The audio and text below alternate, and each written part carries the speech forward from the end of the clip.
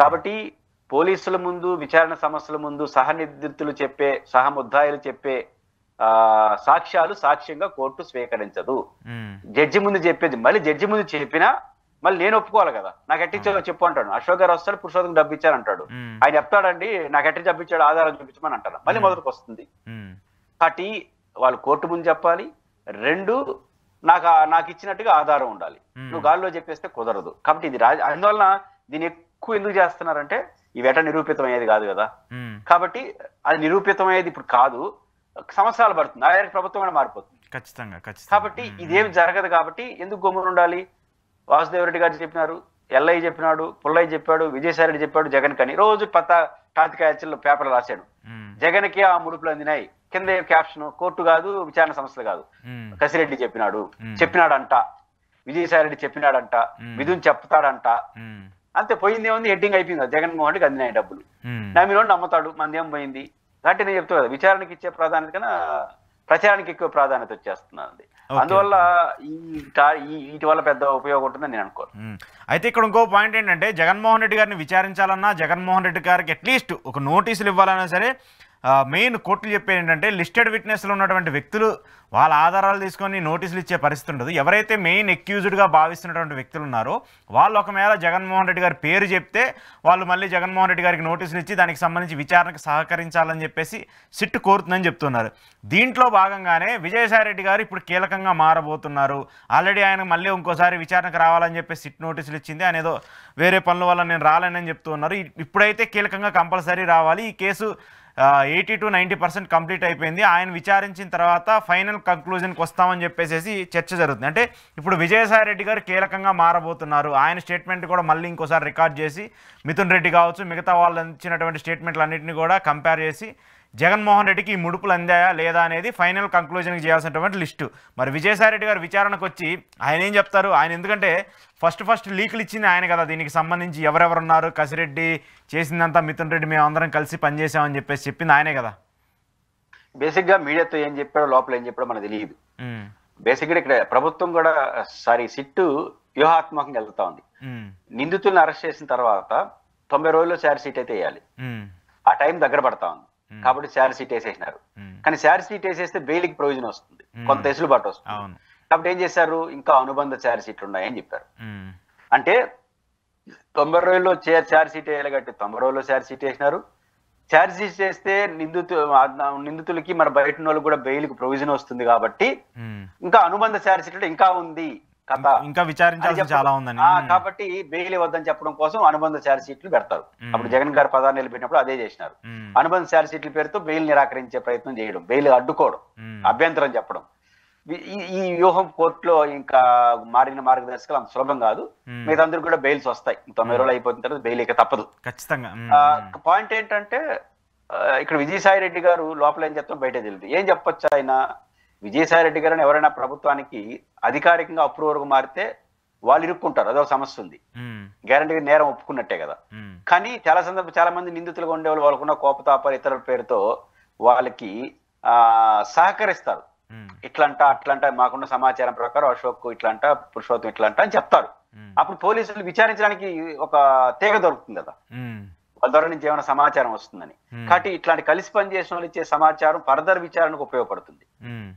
కానీ అప్రూవర్ గా మారిపోతే అది అధికారికంగా మారుతుంది. కానీ విజయసాయి రెడ్డి గారు అప్రూవర్ గా మారతాడని నేనైతే అనుకోవట్లేదు. బట్ సమాచారం అయితే ఇయ్యొచ్చు. ఆయన బహిరంగ చెప్తున్నట్టు లోపల కూడా ఇస్తాడు. ఎందుకంటే పార్టీ నుంచి మారిపోయాడు, కోపతాపాలు అన్ని ఉంటాయి కదా. కాబట్టి ఈ విచారణ ఆయనకి సహకరిస్తాడు, చెప్తాడు. ఆయన అధికారిగా చెప్పాడు నేను విచారణకు సహకరిస్తాను, అన్ని నిజాలు చెప్తాను, ఇది ట్రయల్ మాత్రమే, అసలు సినిమా తర్వాత ఉంది అని ఆయన చాలా సార్లు చెప్పినాడు. కాబట్టి కసిరెడ్డి ఇది బాధ్యుడు, జగన్ గారు వాళ్ళు కాదని కూడా చెప్పాడు. ఇప్పుడు రేపు ఏం చెప్తారో చూడాలి. ఫర్దర్ ఇన్వెస్టిగేషన్ లో విజయసాయి రెడ్డి గారు ఇచ్చే సమాచారం వాళ్ళు తదుపరి విచారణకు ఉపయోగపడుతుంది. బహుశా వారైతే అప్రూవర్ గా మారతాడు అనే అభిప్రాయంతో నేనైతే లేను. బట్ ఇవేం జరిగినా కూడా అనుబంధ ఛార్జ్ షీట్ ఎందుకు వేస్తారంటే వ్యూహాత్మకంగా వ్యవహరిస్తారు.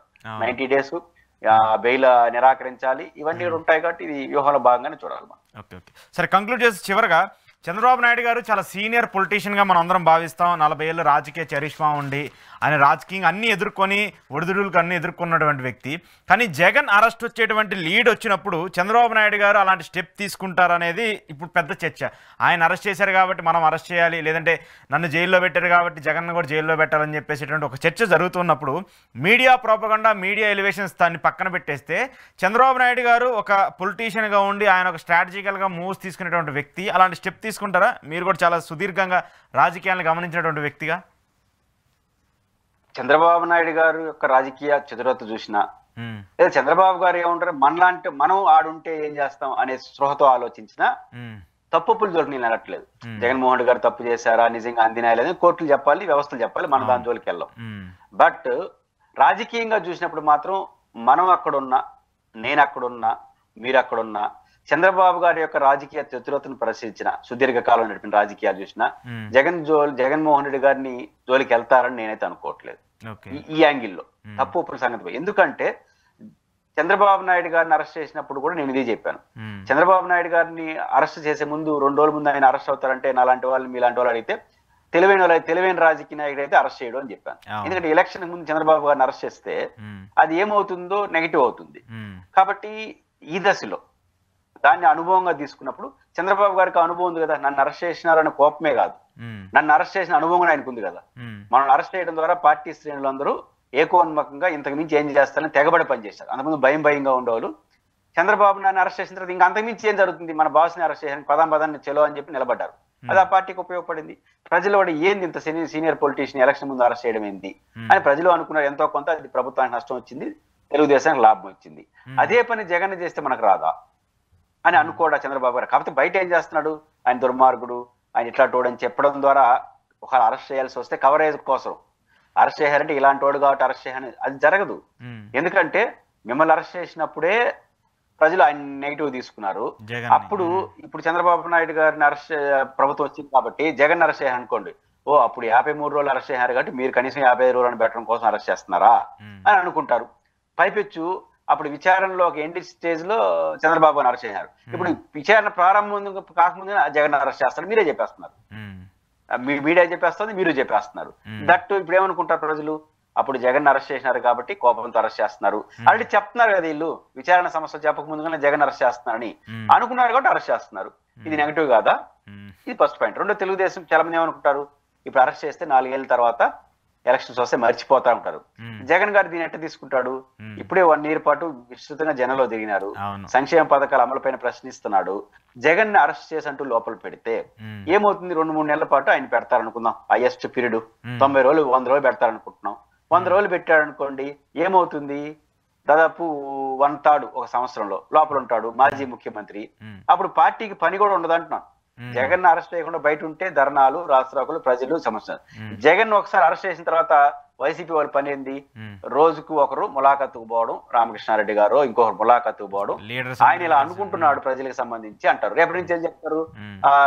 రైతుల సమస్యలు చెప్పినా చాలా బాధపడుతున్నాడు, రైతులకి గిట్టుబాటు ధరగలేదు. ఈ విషయం జగన్మోహన్ రెడ్డి గారు చెప్తే గిట్టుబాటు ధర చాలా బాధపడ్డాడు. నేను బయట ఉంటే నేను ఆడికి వెళ్ళి పరామర్శించుండేవాడిని, నా మాటగా చెప్పండి, ప్రజలు ధైర్యంగా ఉండండి, మీరు బోండి అన్నాడు అని చెప్తారు. ఇంకో రోజు పోతారు ఫీజు రియంబర్స్మెంట్, రోజు అదే పని జరిగేది. పని కూడా చేయాల్సిన అవసరం లేదు. జగన్ గారి దగ్గరికి వెళ్ళడం, ములాఖాతులో పోవడం, బయట వచ్చి ప్రెస్ మీట్, ఇదే కదా పని. పార్టీ కూడా పని చేయరు. తర్వాత పార్టీ జిల్లా వాళ్ళు ఏం చేస్తారు? పోరాటాలన్నీ ఆపేసి భగవంతుని ప్రార్థిస్తారు, కొబ్బరికాయలు కొడతారు, మా జగన్ అన్న తొందరగా రావాలని. ఏం పని ఉంది ఇంకా వైసీపీ వాళ్ళకి? దీనికోసం రిస్క్ తీసుకుంటారా? పైపు జగన్మోహన్ రెడ్డి అరెస్టులు కొత్త, ఆ పార్టీకి కొత్త.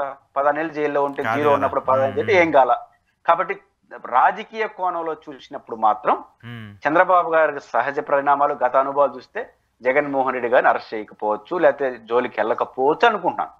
బట్ ప్రభుత్వం ఏమనుకుంటుంది మనకు తెలియదు, వ్యవస్థల్లో ఆయన దగ్గర ఆయన మీద ఏం ఆధారాలు ఉన్నాయో మనకు తెలియదు. కాబట్టి బట్ రాజకీయ నిర్ణయాలే కీలకంగా ఉంటాయి కాబట్టి మేజర్గా రాజకీయ కోణంలో ఉంటే అరెస్ట్ చేయకపోవచ్చు. ఏమైతే ఆయన గడి చేసా మనం గడి చేసి చూద్దాం అనుకున్నారు అనుకోండి, అది పెద్ద ఇష్యూ కాదు. ఇప్పుడు అరెస్ట్ చేయడం అనేది రాజకీయ న్యాయాలలో పెద్ద సబ్జెక్ట్ కూడా కాదు కదా. కటి అరెస్ట్ చేయదలుచుకుంటే సబ్జెక్ట్ కాదు, చేస్తారు. అరెస్ట్ అయినా జగన్మోహన్ రెడ్డి గారు దీనికి వనకడు వెనకడు, ఇంకొంచెం జగన్ గారు స్ట్రాంగ్ అవుతారు. ఇప్పుడే అరెస్ట్ చేసేసారు అనుకోండి, ఇంకా 3 ఏళ్ళు ఉంటుంది, మళ్ళీ అరెస్ట్ చేయరు కదా. కాబట్టి ప్రశాంతంగా మళ్ళీ పని చేసుకుంటాడు. అరెస్ట్ అయ్యి జైలు నుంచి వచ్చి బయటకు పాదయాత్ర ఏదో స్టార్ట్ చేస్తే మళ్ళీ మొదటికి వస్తుంది. కాబట్టి ఇది ఏం జరుగుతుంది అనేది వేచి చూద్దాం. రైట్ సార్, చూద్దాం మరి ఈ కీలక పాయింట్స్ మీద సిట్ ఎలాంటి ఇన్వెస్టిగేషన్ చేస్తుంది, దానికి సంబంధించి కోర్టులు ఏం తీర్పులు ఇస్తాయి అనేది కూడా. Thank you sir, thank you very much. ఇది పురుషోత్తం రెడ్డి గారితో ఈరోజు స్పెషల్ రియాలిటీ చెక్. చూస్తూనే ఉండండి ఈహా టీవీ.